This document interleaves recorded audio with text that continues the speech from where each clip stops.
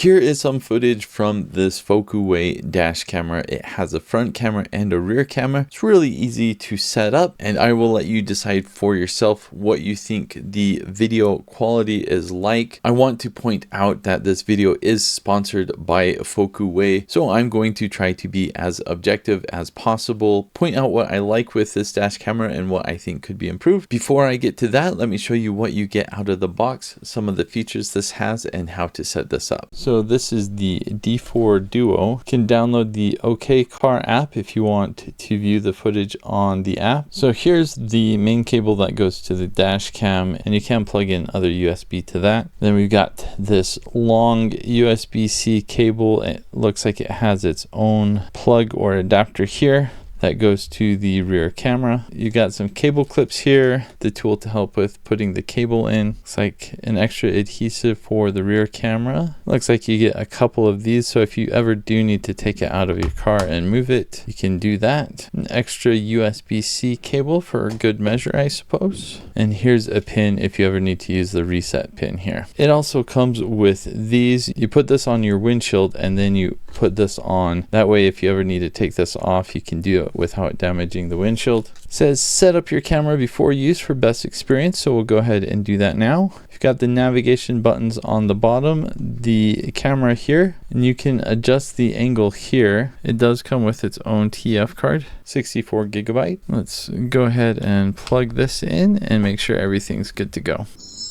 Start initial setup. Okay. English, yes, please. Time zone. Go ahead and format the SD card. And that's all there is to it. And it looks like we are recording. Let's plug in the rear camera. Then as soon as that's plugged in, that starts to show up as well. If you want, you can turn on the odometer and just view the speed and the time. That's kind of nice to be able to toggle between those two. And if you go to the menu, you can either go back to the home screen or you can play back some of the footage. So if we were to go here, we can look at the normal footage from the front camera, and it looks like we just have the video of the desk already. Let's go to setup. We can choose the resolution. By default, it is in 4K. I'm going to change that to 2K, and we'll record for 1 minute intervals. You've got a Wi-Fi button to turn on Wi-Fi. App download shows you the QR code to download the app. You can flip the rear camera if you need to do that. Record audio, we'll keep that on. Date stamp, we want to keep that on. G sensor, we'll keep it at low. OSD mode, we'll keep that on. Screensaver switch, 1 minute seems fine to me. Screensaver mode, display time when activated. Oh yeah, I like that. We'll keep that. Time system, we'll keep it at 12 hours. Date and time, we can set that if we need to.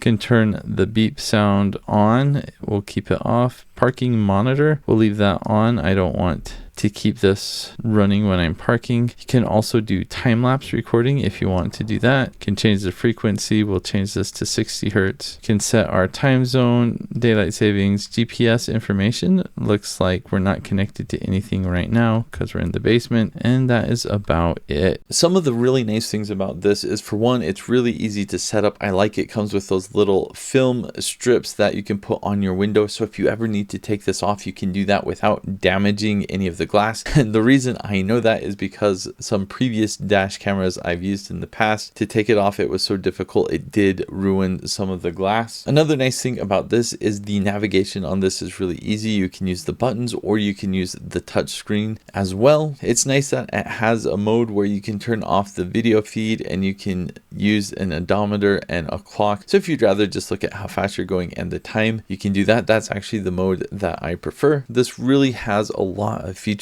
that you can use. You can also download an app if you want to view the footage on the app, or you can view the footage directly on this as well. Fairly easy to navigate to do that. I really don't have any major complaints with this dash camera. I think if there is one area of improvement, I would say this should allow you to record in 1080p. As it is now, you can record either in 4K or 2K or 2K HDR. So I have this set for 2K HDR, which means that the file sizes are going going to be a bit larger. If I could record in 1080p, then I could reduce those file sizes and I could store more footage on this before it starts to overwrite itself. Obviously though, if you're just recording this in case of an accident, that's not really necessary, because if you do get in an accident or go over a big bump or something like that, it will move those video and photo files into its own folder and save those so that you don't lose any of that information. I don't really need to share my opinion on the video quality because I can just show you that here and you can decide for yourself if you think it's good or not. I will point out that I don't show license plate numbers for privacy reasons, but after going through this footage, it appears that any car that's about 2 car lengths ahead of me, I can view the license plate number. Anything beyond that, and it's just too small to read. But overall, if you're looking for a dash camera for security reasons in case you get in an accident, I think this is perfect. It has the GPS information on the file. It has how fast you're going, has the date and the time. So everything that you need. Really nice dash camera.